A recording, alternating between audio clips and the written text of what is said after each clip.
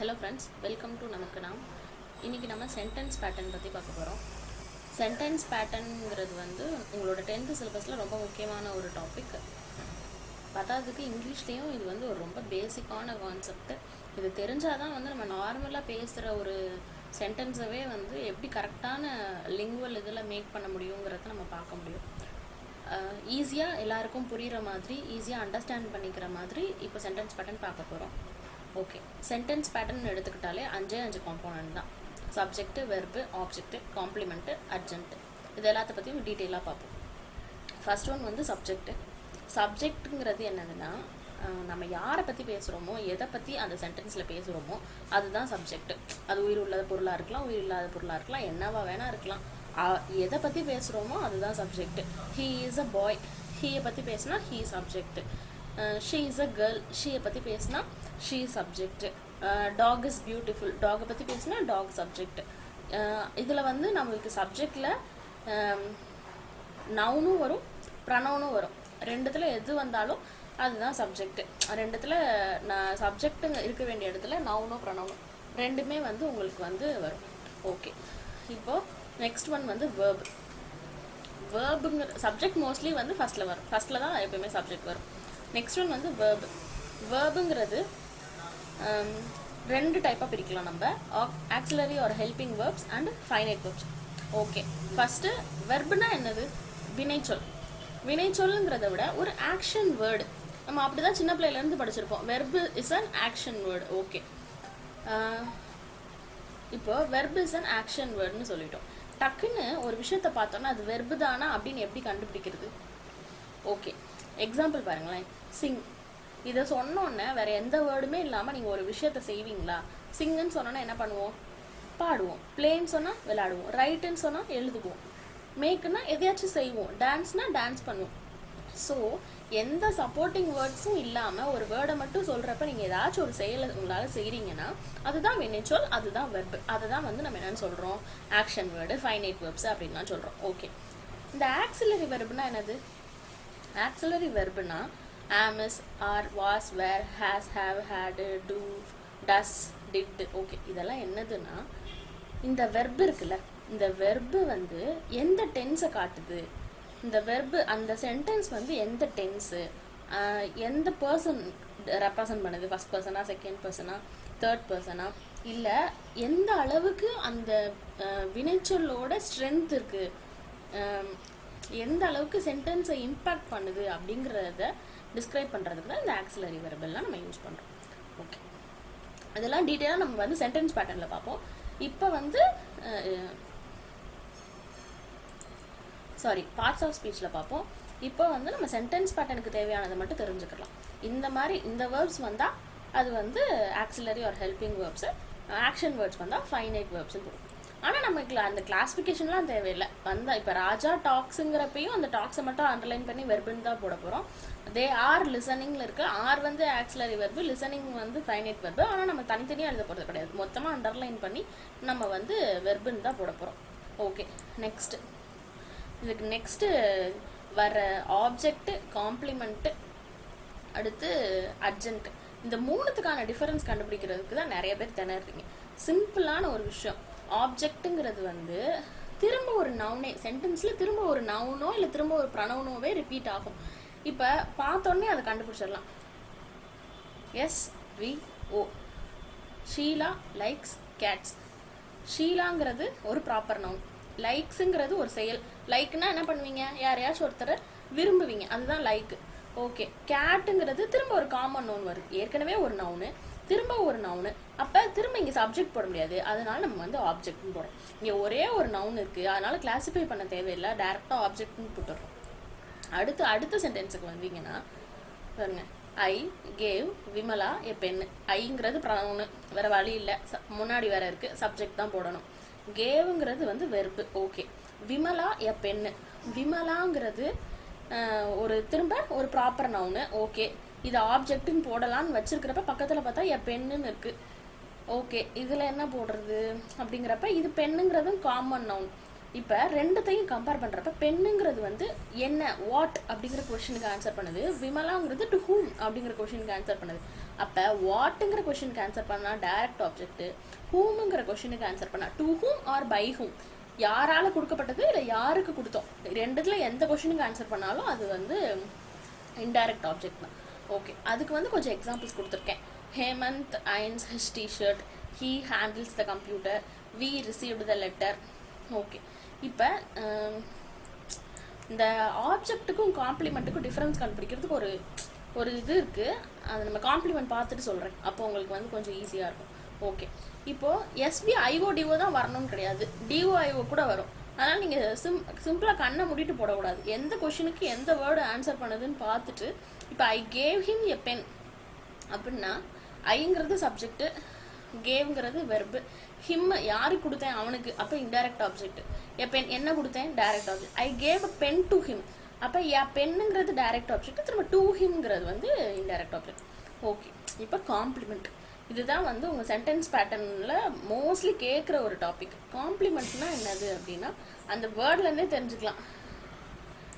அந்த சென்டென்ஸை கம்ப்ளீட் பண்ணுறதுக்கு, அந்த சென்டென்ஸோட மீனிங்கை கம்ப்ளீட் பண்ணுறதுக்கு தேவையான ஒரு வேர்டு. அந்த வேர்டை எடுத்துட்டா ஒன்று மீனிங்கே மாறி போயிடும், இல்லை சென்டென்ஸோட மீனிங் வந்து இன்கம்ப்ளீட்டாக இருக்கும். ஓகே, இப்போது எக்ஸாம்பிள் பாருங்களேன். They are players, he is wise, I am an Indian, இப்படிலாம் இருக்குது. ஓகே, ஹீ தே ஆர், இப்போ மோஸ்ட்லி அந்த ஆக்சிலரி வேர்ப்ஸ்க்கு அப்புறம் வந்து இவங்களோட ஒரு ப்ரொஃபஷன் வந்தாலே, ப்ரொஃபஷனோ பீயிங்கோ ஏதோ ஒன்று வந்தாலே அது வந்து காம்ப்ளிமெண்ட்டாக தான் இருக்கும் மோஸ்ட்லி. இப்போது they players, he wise, I Indian. Okay, இப்போ இது எல்லாமே இப்போ தே ஆர் பிளேயர்ஸ்னு இருக்கிற பிளேயர்ஸ் எடுத்துகிட்டு பாருங்களேன். தே ஆர்னா அவங்கன்னு மட்டும்தான் இருக்குது. அவங்க என்னன்னு சொல்லி நமக்கு இல்லவே இல்லை. அப்போ பிளேயர்ஸுங்கிறது வந்து தான் இந்த தே ஆரை கம்ப்ளீட் பண்ணுது, அதனால காம்ப்ளிமெண்ட்டு. நீங்கள் யோசிக்கக்கூடாது, பிளேயர்ஸுங்கிறதும் ஒரு நவுன் தானே, அப்போ ஏன் இதை ஆப்ஜெக்டாக போடக்கூடாது. இப்போ இதை எடுத்தால் மீனிங் கம்ப்ளீட் ஆகலை, அப்போ இதை வந்து காம்ப்ளிமெண்ட்டாக தான் போடணும். இப்போ மேலே போனீங்கன்னா ஹேமந்த் அயன்ஸ் ஹிஸ் ஷர்ட், இப்போ இந்த ஹிஸ் ஷர்ட்டை எடுத்தாலும் ஹேமந்த் அயன்ஸ்னு இருக்குது, ஹேமந்த் அயன் பண்ணிட்டு இருக்கான். இது வந்து நமக்கு அவ்வளோ பெருசாக ஒன்றும் சென்டென்ஸ் கம்ப்ளீட் ஆகாமலாம் இல்லை. ஹேமந்த் அயன் பண்ணிட்டு இருக்காங்கிறதே ஒரு கம்ப்ளீட் சென்டென்ஸ் தான். ஆனால் அவங்க தே ஆர் அப்படிங்கிறது ஒரு கம்ப்ளீட் சென்டென்ஸ் கிடையாது. Okay, next it grew dark. இப்போ இதில் பாருங்களேன், இட் க்ரூ டார்க், இட் க்ரூனா அது வளர்ந்துச்சு. உண்மையிலே அது வளர்ந்துச்சா? இல்லை, அது வந்து இருட்டாச்சு. ஸோ நம்ம இப்போ டார்க் எடுத்தால் இட் க்ரூங்கிறது கம்ப்ளீட் சென்டென்ஸ் தான், ஆனால் நம்ம சொல்ல வர சென்டென்ஸோட மீனிங்கே என்ன ஆயிடுச்சு, மாறிடுச்சு. அப்போ டார்க்குங்கிறதும் காம்ப்ளிமெண்ட் தான். அதே மாதிரி உங்களுக்கு காம்ப்ளிமெண்ட்டாக ஆப்ஜெக்டான்னு கண்டுபிடிக்கிறதுக்கு ஒரு ட்ரிக் இருக்குது. என்னென்னா, இப்போ இந்த ஹீயும் வைஸும் பாருங்களேன், ஒரே ஆளை பற்றி தான் சொல்லும். ஹீங்கிறதும் ஒரே ஆள் பற்றி தான், வைஸுங்கிறதும் ஒரே ஆள் பற்றி தான். இப்போ ஷீ ஆங்கிரியும் அப்படி தான், யார் அவள் தான் ஆங்கிரியாக இருக்கா. தே பிளேயர்ஸும் அப்படி தான், அவங்க தான் பிளேயர்ஸாக இருக்காங்க. ஆனால் ஆப்ஜெக்டில் கீழ் பாருங்கள், த டாக் ஈட்ஸ் போன்ஸ், அந்த டாக் வந்து போன்ஸ் சாப்பிடுது. டாக் வேற, போன்ஸ் வேற. டாகுக்கும் போனுக்கும் சம்மந்தம் கிடையாது, ரெண்டும் ஒரே ஆள் கிடையாது. சீதா பாய், சீதா வேற பாய் வேற, ரெண்டும் வேற வேற பர்சன்.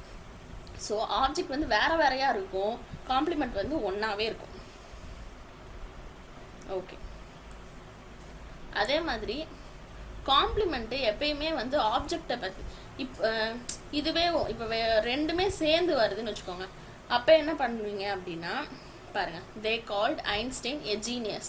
இப்போது இந்த சென்டென்ஸ்லாம் பார்த்தீங்கன்னா தே கால்ட் ஐன்ஸ்டைன், அவங்க ஐன்ஸ்டைனை கூப்பிட்டாங்களா? இல்லை, அவங்க ஐன்ஸ்டைனை ஜீனியஸ்ன்னு சொன்னாங்க, அப்படி தான் அர்த்தம். அப்போ இந்த ஜீனியஸ் வந்து சொன்ன டைப்பில் என்ன பண்ணுது, இது வந்து சப்ஜெக்டும் இந்த காம்ப்ளிமெண்ட்டும் ஒன்றா இருக்குது.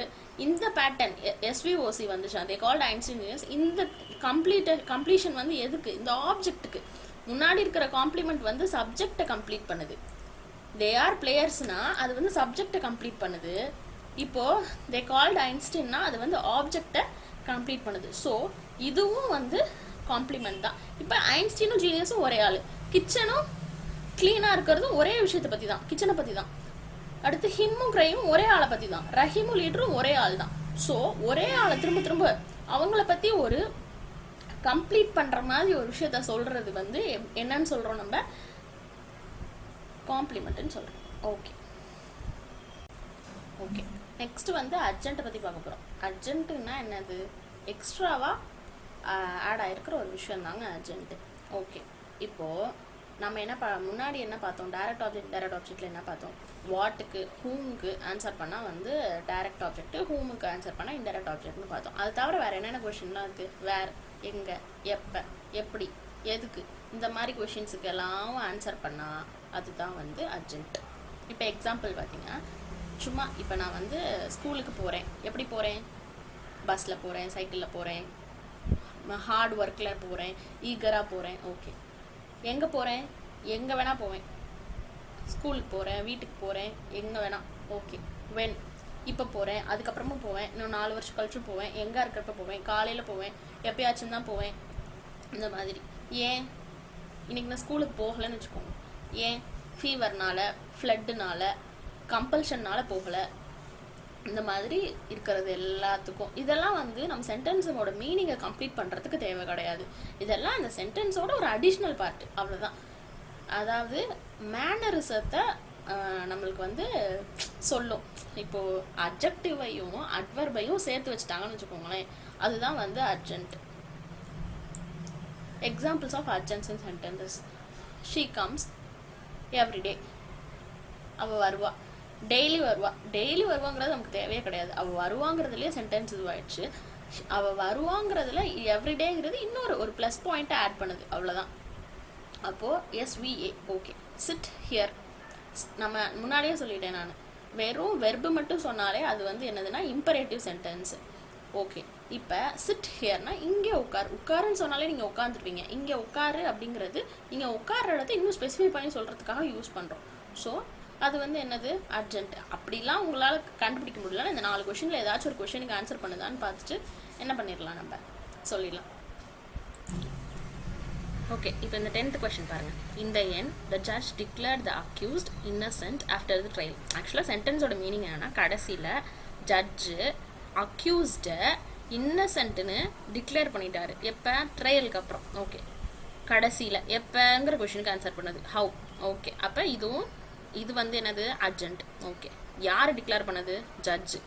அப்போ ஜட்ஜை பற்றி தான் இங்கே பேசிக்கிட்டு இருக்கோம். ஜட்ஜு வந்து டிக்ளேர் பண்ணிட்டாருன்னு தான் பேசிகிட்டு இருக்கோம். அப்போ ஜட்ஜுங்கிறது சப்ஜெக்ட். என்ன பண்ணார் அவர்? டிக்ளேர் பண்ணார், வெர்பு. ஓகே, அக்யூஸ்டுங்கிறது இங்கே ஒரு பர்சனை தான் ரெப்ரசன்ட் பண்ணுறாங்க. பர்சனுங்கிறது என்னது? ஒரு நவுனு. அப்போ ஆப்ஜெக்ட். ஓகே, அக்யூஸ்டுங்கிறது அக்யூஸ்டு பர்சனை என்னன்னு சொல்லி நமக்கு சொன்னார்? இன்னசென்ட்னு சொன்னார். இப்போ இந்த இன்னசென்ட் பர்சனும் அக்யூஸ்டு பர்சனும் ஒரே ஆள் தான். இப்போ இந்த சென்டென்ஸை மட்டும் பாருங்கள். The judge declared the accused. Okay, இப்போ ஜட்ஜு வந்து அக்யூஸ்டு டிக்ளேர் பண்ணாரா? இல்லை, ஜட்ஜு அக்யூஸ்டு பர்சனை இன்னசென்ட்டுன்னு டிக்ளேர் பண்ணார். அப்போ இந்த இன்னசென்ட்டுங்கிற வார்த்தை வந்து தான் இந்த சென்டென்ஸை வந்து கம்ப்ளீட் பண்ணுது. அப்போ இன்னசென்ட்டுங்கிற வேர்டு வந்து காம்ப்ளிமெண்ட்டு, அக்யூஸ்டுங்கிற வேர்டு ஆப்ஜெக்ட். எப்போ டிக்ளேர் பண்ணார்? After the trial. அப்போ எப்போங்கிறது ஹவுங்கிற கொஷின்ங்கிறதுனால அதுவும் அர்ஜென்ட். அப்போ இந்த எண்டுங்கிறது அர்ஜென்ட். சப்ஜெக்ட் வந்து ஜட்ஜு டிக்ளேர் பண்ணார், வெர்பு. அக்யூஸ்டு பர்சனை இன்னசென்ட்டுன்னு டிக்ளேர் பண்ணார். அக்யூஸ்டு பர்சன் வந்து யார்? ஆப்ஜெக்ட், நவுனுங்கிறதுனால. அடுத்து என்னன்னு டிக்ளேர் பண்ணார்? இன்னசென்ட்டுன்னு டிக்ளேர் பண்ணார். ஓகே, ஸோ இது இப்போது அக்யூஸ்டும் இன்னசென்ட்டும் ஒரே ஆளை தான் ரெப்ரசன்ட் பண்ணுதுங்கிறதுனால தான் ஓசி. இதே இது அக்யூஸ்டு வேற, இன்னசென்ட் வேற நவுனாக இருந்தது அப்படின்னா இது வந்து ஐஓடிஓவாக போயிருக்கும். அதுதான் டிஃப்ரென்ஸ். ஓகே, உங்களுக்கு வந்து புரிஞ்சிருக்கும்னு நினைக்கிறேன். உங்களுக்கு வந்து நான் கமெண்ட் செக்ஷனில் இல்லை டிஸ்கிரிப்ஷனில் வந்து கொஞ்சம் கொஷின்ஸ் கொடுக்குறேன். அதெல்லாம் சால்வ் பண்ணி எனக்கு வந்து கமெண்ட் பண்ணுங்கள். தேங்க்யூ ஃபார் வாட்சிங்.